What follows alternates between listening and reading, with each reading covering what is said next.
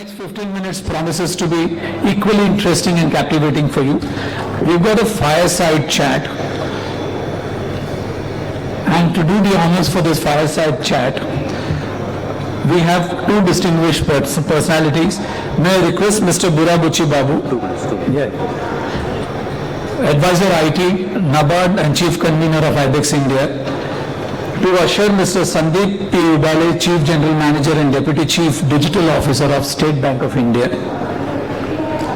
to join us on stage. This will last for about 15 minutes, but it promises to be very, very interesting. Thank you, gentlemen. So, very good evening, gentlemen and ladies. I know all of you are eager to award the award, receiving the awards and all, my esteemed bankers and other people. We are very happy to, sit with an esteemed speaker and also my good friend, a senior IT professional, Sri Sandeep Ubale sir, who is now the Chief General Manager and also the Deputy Chief Digital Officer of State Bank of India, the largest bank in India. In the coming 10-15 minutes, with the permission of that, we want to hear from you. Sir, when it comes to AI, we talk of a lot of things, the responsible AI, but when it comes to the use cases, what is your journey about, what do you think of the AI, its usefulness, and what are the applications you are looking at? Thank you. Thanks for having me here. If you look at the way AI has emerged in last 3-4 years, it's going to change the way banks function or any organization functions prominently in 3 areas. One is the customer engagement, second is operations, and third is risk management. So when we talk about customer engagement, AI will help in the way we are engaging with the customers, doing away with the traditional way of engaging with the customer by predicting customer needs and advising organizations at what stage the customer is, the relationship is, for further widening or engaging more or deepening the relationship. And also things like generative AI powered chatbots, which are coming up very fast and which are very different from the traditional rule-based chatbot. The customer service is undergoing transformation. So customers are able to get answers to their queries on real-time basis, and you won't get a reply that I didn't understand your question. Those days are gone. So the generative AI powered chatbot is able to interpret the underlying documents, the FAQs, and is able to give a very relevant and correct reply and in a very quick manner. As far as operations are concerned, many back office tasks which are now done manually can be automated using AI. So that will free our people to focus more on high value tasks rather than attending to some mundane manual task. I mean AI-backed by automation. AI-backed automation. Like we did one automation recently, that is check clearing, where the human was supposed to check the date, signature, whether the amount in words and amount in figures is matching or not. So now what we have done is we have automated this entire thing using GenAI and agentic AI. So the machine is now able to tell whether there is any mismatch in words and figures, whether the signature is stale. The date is something which is more than 3 months old. Then so are you obviating the need to really check again these? No, the system is able to tell you that these are the these are the red flags in this check. So the person instead of doing the original work is getting something readily available. It's a big job, like a lot of manpower. So that will save a lot of manpower. Like that, there are many examples which can be done a lot of automation can come in using AI and the AI related other technologies. Sir, I'm very happy. Whenever I ask some bankers, in fact, I interviewed 7-8 bankers. Most of them, they say that, okay, we use for FRMD, we use for KYC, some little thing, but I'm very happy to know some kind of check reading and all, which is... We have also used AI for our contact center agents. Which one, sir? For our contact center agents. When a call comes, the agent is required to go into a knowledge management database, understand the query and then come back with a reply, which is very time consuming and also very tiring, and a lot of fatigue comes in by the end of the day.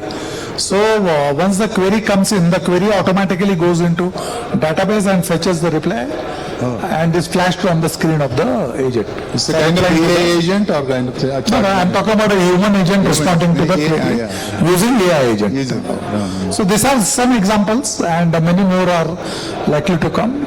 In risk management also, we are able to predict risk fraud-prone branches well in advance. The early warning signal which most of the banks are using.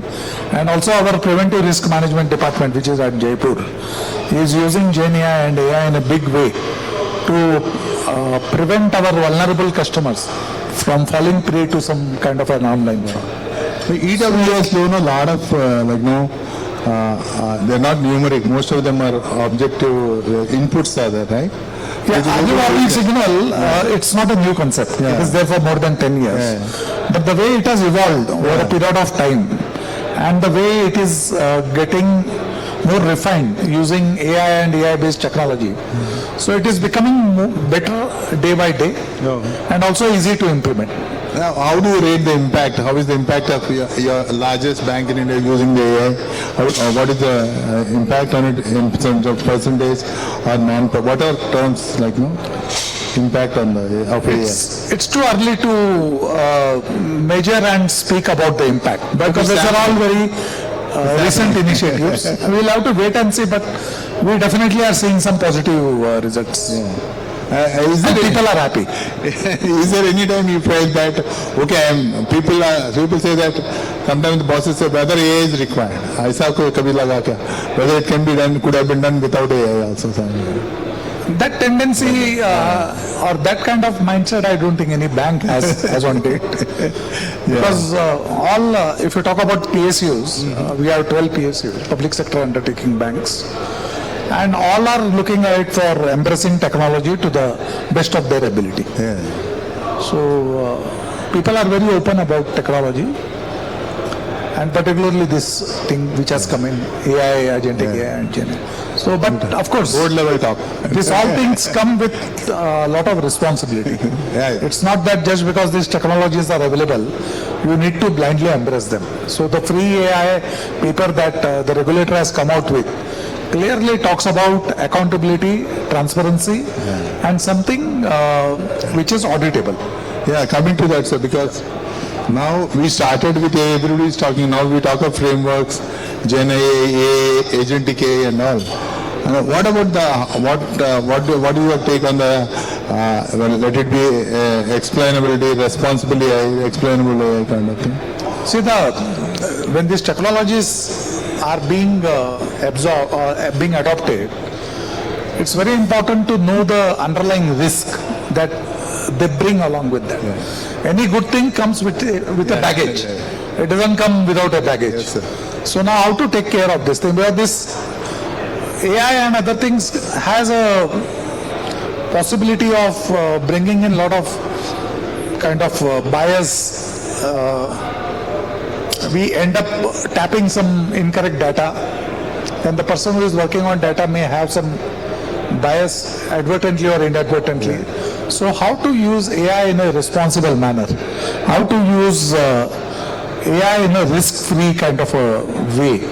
So that paper is giving some directions, and if those directions are followed, then using AI or Gen AI or agentic AI for something which will be better for the organization from regulations point of view, from customer service point of view, and for the customers, from getting more value out of the relationship that they have with the bank. That definitely is showing some promising improvement. And sometimes people do worry like now there can be a failure of the model, or what happens if the model can fail, more biased kind of thing. You have some data. No, that is what I am saying. I was trying to tell that you cannot create models just in a very casual manner. There has to be a proper SOP in place. The people who are creating models need to be trained properly. They need to be sensitized about all these risks which are associated with these technologies. And we are seeing some very good results there. Once people are informed about the responsibility that they need to have in place while working on these models, people understand that.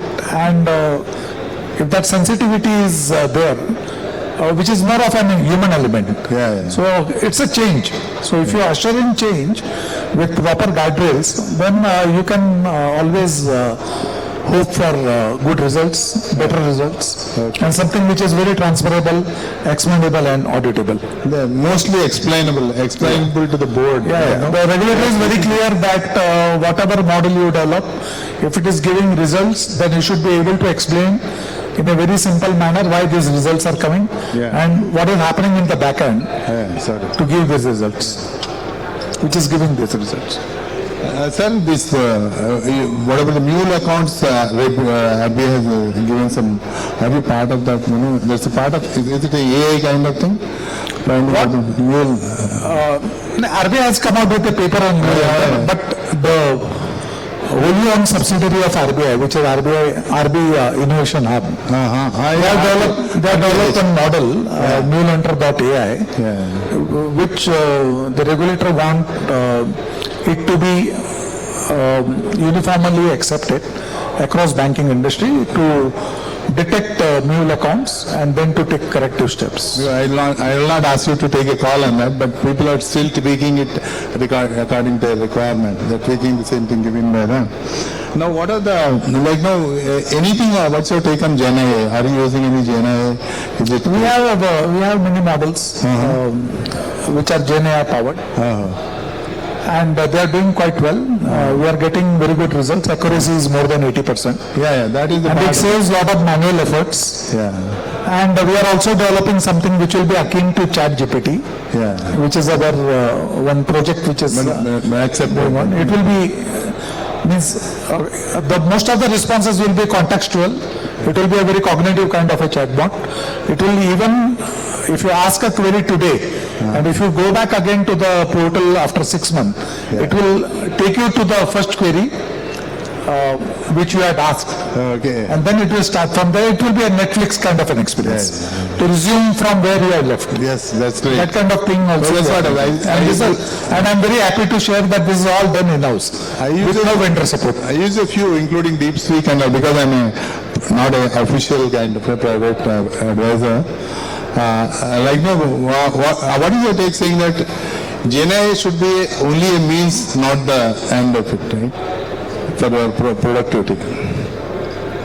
See, if you have some goal in mind, and banks being highly regulated entities, the goals are already well defined, and they are subject to scrutiny and aligning with the regulatory guidelines.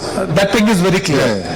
Okay. Now that doesn't mean that you resort to any means to achieve those goals. Your means also need to be equally responsible, equally explainable, verified, and acceptable. You cannot just have any means to reach that goal.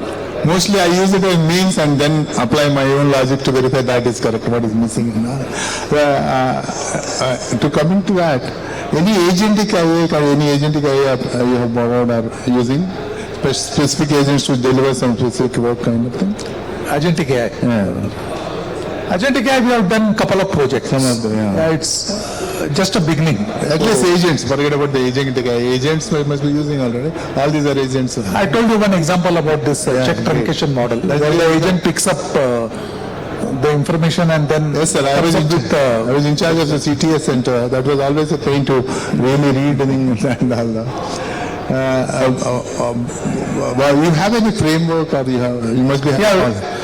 We have a board approved, we have two policies, board approved two policies for responsible AI and artificial intelligence based emerging technologies. Yeah, I think now We were the first bank to come out with those policies. Great. Have those. now since we're using some technology, people started coming out with the ills of the technology.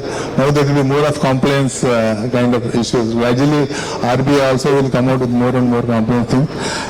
You have ultimately, how do you see, sir? It's working very well, AI for the bank.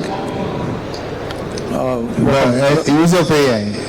Yeah, as I told you that it's doing very well and has got something very positive in terms of customer service, risk management and operations. Great. In all these three areas, so that banks will be able to adhere to the regulation in a better manner, will be able to do customer engagement much superior, of much superior quality. And also the risk management and the compliance and Risk all those things. They will be done in a very different way. Yeah. So, anything else? Thank you so much, sir, for the lovely talk. It's short and sweet talk. And thank you for sharing your experiences. Now, I think with this I'll hand over. Thank you so much, sir, all of you. Indeed, a wonderful session, Babu sir and Ubale sir. Thank you very much. May I request Babu sir to hand over a small memento on behalf of the organizers to Mr. Sandeep Ubale. Thank you for your presence here and for sparing your valuable time and adding so much value.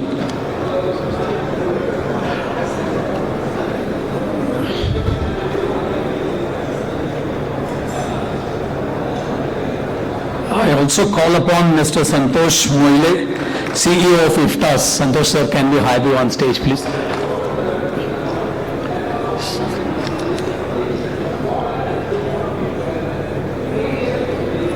Santosh ji will hand over the memento to Mr. Babu. Yes. Babu sir, kindly accept your memento from Santosh sir, CEO of IFTAS. Thank you, IFTAS, for your wonderful presence here.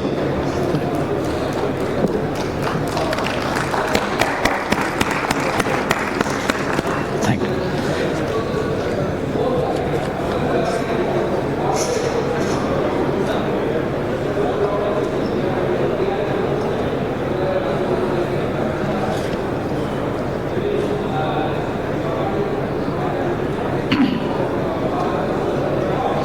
Wonderful. Thank you once again, gentlemen. So, ladies and gentlemen, thank you very much for your forbearance, your support, and your thorough understanding for the full day. You've been a wonderful audience, I know.